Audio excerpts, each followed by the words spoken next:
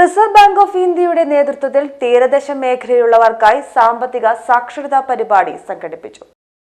Reserve bank of ഇന്ത്യയുടെയും ജില്ലാ lead ബാങ്കിന്റെയും സംയുക്താഭിമുഖ്യത്തിൽ തീരദേശ മേഖലയിലുള്ളവർക്കായി പൊന്നാനി നഗരസഭയുടെ സഹകരണത്തോടെയാണ് സാമ്പത്തിക സാക്ഷരതാ പരിപാടി സംഘടിപ്പിച്ചത്. പരിപാടി നഗരസഭാ ചെയർമാൻ ശിവദാസ് ആറ്റുപുറം ഉദ്ഘാടനം ചെയ്തു.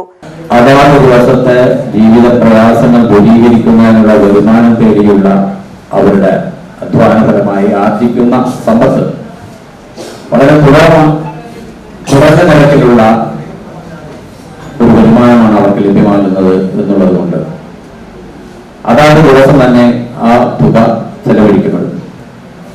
പക്ഷെ പിറ്റേ ദിവസത്തെ കുറിച്ച് വളരെ ആശങ്കയോടുകൂടി അതല്ലെങ്കിൽ അരക്ഷിതമായ ഒരു ജീവിതം മുന്നോട്ട് നയിക്കാൻ വിധിക്കപ്പെട്ട ആളുകളാണ് ഭൂരിപക്ഷം.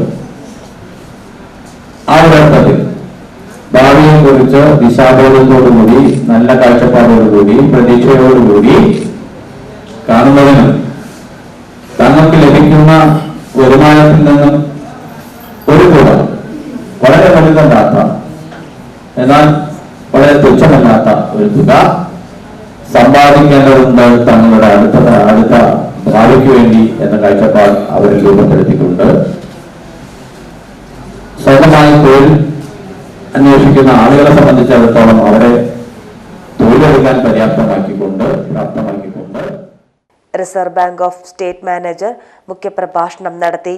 തീരദേശ മേഖലയിലെ കുടുംബങ്ങളിലുള്ള മത്സ്യവിപണനം ചെയ്യുന്ന തെരുവു കച്ചവടക്കാർ, ചെറുകിട സംരംഭകർ, അയൽക്കൂട്ട അംഗങ്ങൾ എന്നിങ്ങനെ തെരഞ്ഞെടുക്കപ്പെട്ട 100ഓളം പേർ ചടങ്ങിൽ പങ്കെടുത്തു.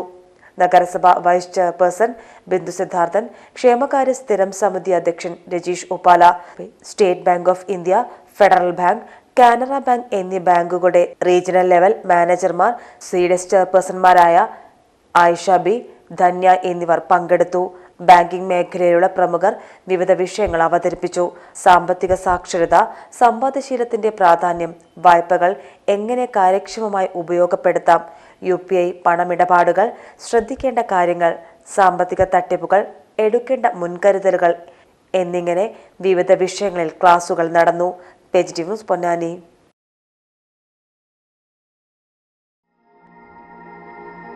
അവളുടെ മിഴികളിൽ നിറയെ സ്വപ്നങ്ങളുടെ തിളക്കമായിരുന്നു. അവളിൽ ഒരു മഞ്ഞുതുള്ളിയുടെ സ്പർശം അതിനുണ്ടായിരുന്നു. ആ കനവുകൾക്ക് പനിനീർ പൂക്കളുടെ സുഗന്ധമായിരുന്നു.